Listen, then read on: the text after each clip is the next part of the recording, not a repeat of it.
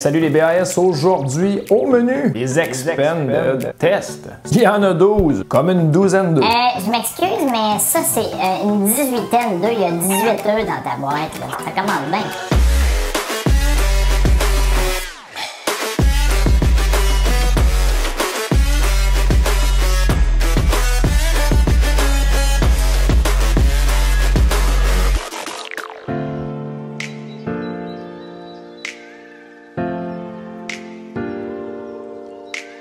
Bon, le premier test, ça s'appelle le Engine Fire Detection Smoke Test. Dans ce test-là, on a la première partie qu'on peut faire sur tous les modèles de Dash 8. On va vérifier si notre poignée puis notre horn fonctionnent avec la lumière.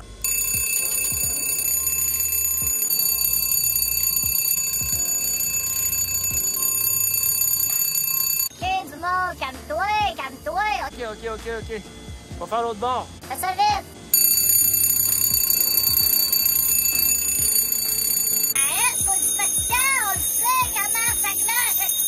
Ça va faire du bruit. Donc, il va falloir muter le warning light pour pouvoir continuer à faire notre test d'une façon silencieuse.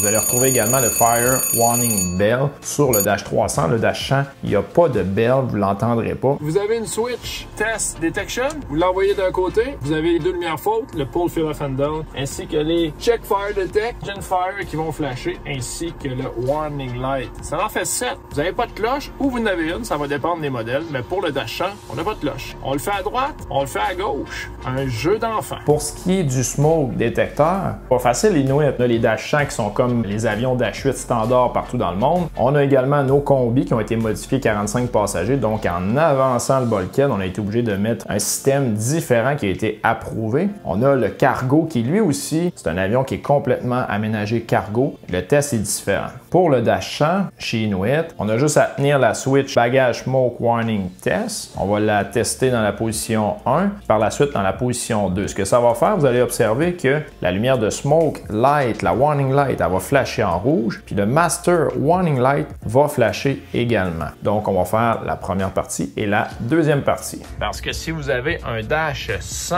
eh bien, le combat de feu, ben, c'est pas scellé en arrière, ça va prendre de l'aide. Donc, on va baisser le siège. Et ici, on peut avoir accès au cargo avec une petite switch qui va nous permettre d'ouvrir cette merveilleuse porte pour aller se battre contre les incendies. C'est pour ça que vous voyez, il y a une ligne tout le tour pour pas qu'on mette du cargo au-dessus, parce que si j'ouvre la porte, il y a du cargo au-dessus, je pourrais pas avoir accès au cargo pour aller me battre. Il va falloir au moins être capable de passer par-dessus. Puis on se bat avec quoi? Ben on va se battre avec les extincteurs. Il y en a deux, plus le PBE. Hein? Hey, moi, j'y vais pas! Moi, j'y vais pas! Hey, on t'a-tu déjà demandé d'y aller? Sérieux? Non. Tâche ta ceinture, si tu laisses faire, on va laisser les vrais y aller.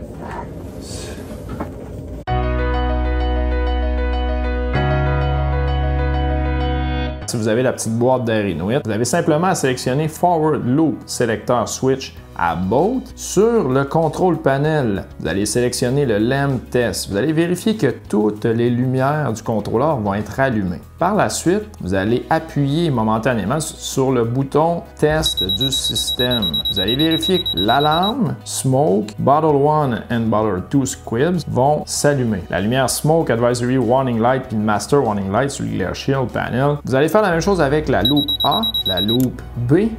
Par la suite, vous allez laisser le sélecteur sur Boat. Donc, assez simple pour cette petite boîte. Et si jamais vous avez un feu, ben il va falloir faire Press to Arm, lever le petit couvercle puis envoyer la bouteille 1. Puis par la suite, la bouteille 2 au besoin. Ici, c'est deux bouteilles qui ont été ajoutées pour la queue en arrière, étant donné qu'on a modifié la queue chez Inuit. Il n'y a pas ça dans les autres avions. Vous allez avoir probablement l'EPU à cet endroit-là.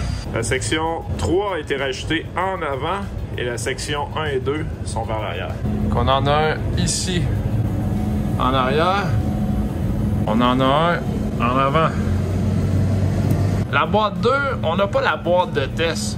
Mais ça, c'est le détecteur 2 avec la sortie ici pour le hallon. On a également un autre détecteur pour le système numéro 1 et la sortie ici pour les bouteilles de hallon. Puis cette petite boîte-là, vous pouvez suivre les instructions qui sont écrites ici. On a 8 possibilités parce qu'il peut y avoir 8 sections comme le cargo. Dans notre cas, dans le combi, on a simplement 2 sections. C'est sûr que quand on fait notre test de LEM test, toutes les lumières allument. Par contre, à partir de la lumière 3 jusqu'à 8, ça n'existe pas pour le combi. Mais pour le cargo, oui, ça fonctionne. Pour ce qui est des loupes, eh bien, on a la loupe A et la loupe B. Nous autres, dans notre cas, sur le combi, la section 1, c'est celle-là qu'on est en train de regarder en avant. La section 2, c'est la section en arrière. Et pour ce qui est des loupes, c'est la loupe A et la loupe B. Fait que si on fait le test, on s'assure que, et voilà, les 4 lumières sont allumées. Donc, dans la section que je suis en train de vérifier, la 1, on a la loupe A et la loupe B qui fonctionnent. Dans la section 2, on a la loupe A et la loupe B qui fonctionnent. Les autres, on les oublie.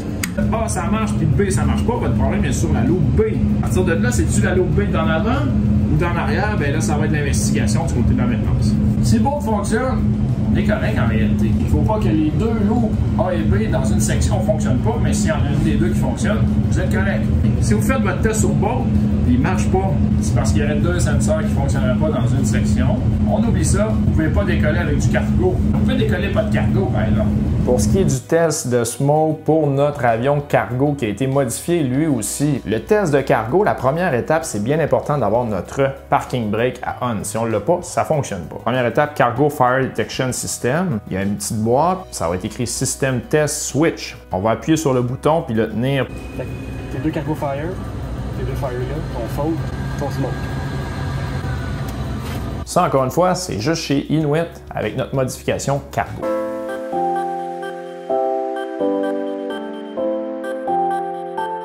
Alors, le fameux Bat Temp Monitor, seulement pour les batteries de Nightcad qu'on fait le test. Le test est simple, on tient la switch puis on simule 70 degrés Celsius dans chaque batterie. La main Bat Hot puis Aux Bat Hot sur le Warning Light Panel va flasher. Master Warning Light va flasher également. Par la suite, quand on va prendre le petit bouton et l'envoyer à gauche ou à droite, eh bien là, on va simuler le sensor de batterie a été shorté. Donc en faisant ça, ce qui va se passer, c'est que ça va nous donner une indication de 60 degrés Celsius. Si je m'en vais à gauche, vous allez voir les 2 lumières sensor allumées, ainsi que la ligne vis-à-vis 60. À gauche, vous avez également les 2 warning lights, la warning light principale. Puis j'imagine que vous savez que si je lâche, tout revient dans l'ordre, les lumières s'effacent. On va faire à droite, même chose sur ce panel. Par contre, à droite, vous n'avez pas les lumières warning light allumées. Et on revient à la normale. Et n'oubliez pas que si jamais vous n'avez pas les mêmes batteries, c'est-à-dire vous avez des LED acides, il y a toujours un collant qui vous dit que le système est inactif. Bat Hot Warning is disable, ship's battery is a seal LED acid. Une technique pour flasher sans toucher au bouton. C'est bleu! Pour ce qui est du troisième test, super simple. Quand vous tenez la switch de Caution Light, vous allez avoir des caution lights, j'imagine. On peut apercevoir nos caution lights, puis même les warning lights. C'est que les gros boutons warning, caution et même l'autopilote.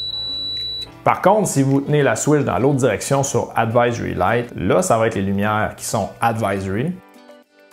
C'est à vous de faire le tour de votre cockpit pour vérifier que vos lumières Advisory sont bien allumées et non pas brûlées. C'est plus beau la nuit. Oh, il y en a une de brûlée.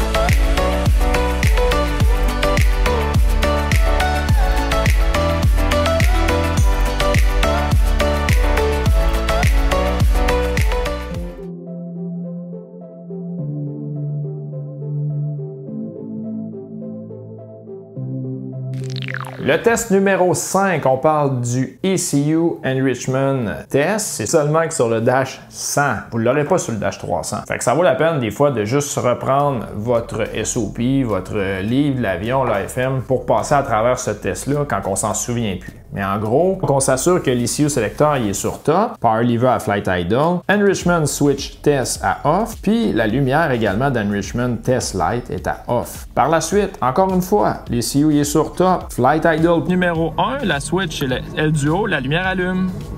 On enlève les control locks, on est sur top, on monte au max. La switch numéro 1, elle allume pas. Ce coup-là, on est rendu sur norme à max. Elle allume. On remet ça sur le top. Flight idle. La lumière est éteinte. On va faire la même chose avec l'autre moteur. On est sur top. Flight idle. Il n'y a pas de lumière. On est sur top. Flight idle. La lumière allume. On est sur top. Max. La lumière allume pas. On est sur norme. Max. La lumière allume. Puis la dernière étape, ben, vous remettez votre sélecteur sur top, les Power Levi Flight Idle, et vous vous assurez que les lumières Enrichment Light Test sont à off. Et n'oubliez pas de remettre les control locks. Pour ce qui est du 6e test, c'est le Stall Warning Test. Premièrement, on peut l'avoir sur le Dash 100 ou sur le Dash 300. Il est légèrement différent. Si on fait le test puis on tient la switch sur le Dash 100, c'est beaucoup plus long avant d'avoir nos indications. Snaguez pas ça dans le logbook. Le 300, aussitôt qu'on touche à la switch, il est enclenché. Un merveilleux bouton du côté du Stall Warning Test. Vous avez simplement qu'à l'envoyer vers l'avant ou vers l'arrière. Voyez ce petit appareil ici, il est merveilleux. Assurez-vous qu'il ne soit pas débranché parce que s'il est débranché, ça marche pas! Ici, on va descendre en slow.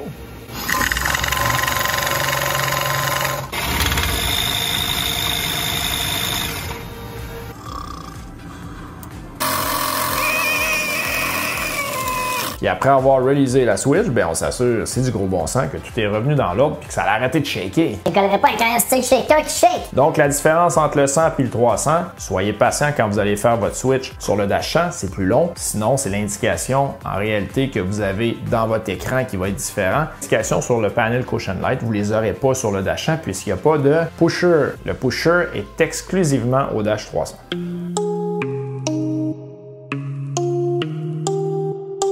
Bon, on est rendu au 7e item. On parle des ARs. C'est très le fun, c'est merveilleux. Vous allez trouver la boîte.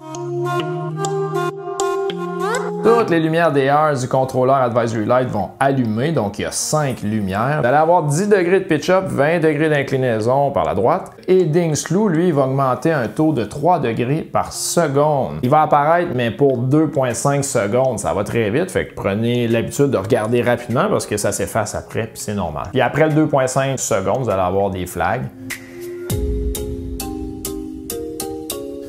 Le point 8, c'est un test d'EFIS Control Panel Test. Ben, vous allez trouver l'endroit. Bon, on a la petite boîte de l'EFIS. Cette petite boîte-là va gérer les 2 télés à gauche et les 2 télés à droite. Si on fait le test, c'est le test le plus facile. Vous avez juste appuyé sur test, puis vous le tenez. Vous appuyez sur le bouton, vous le tenez. Sur l'EDI et l'HSI, des deux côtés, que ce soit le capitaine ou le premier officier, mais toutes les annonciations vont apparaître.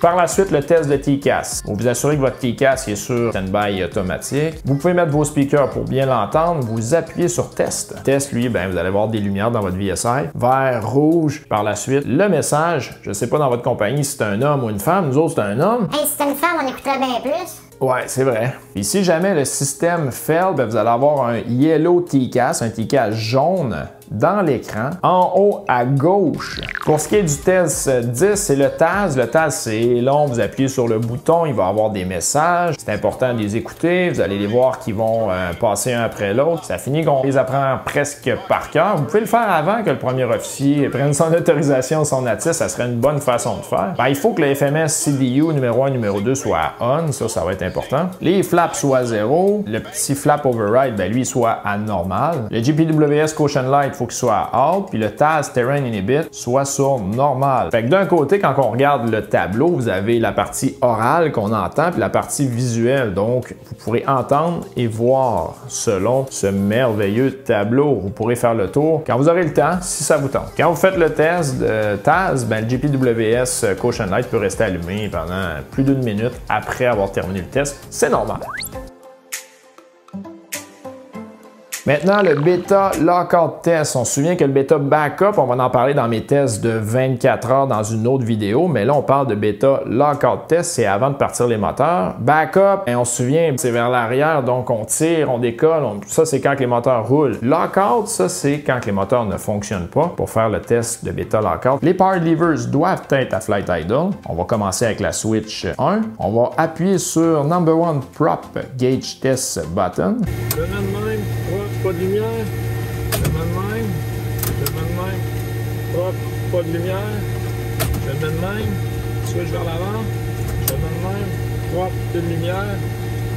Switch vers l'avant. Je l'enlâche. La deuxième. En arrière. Hop. J'allume.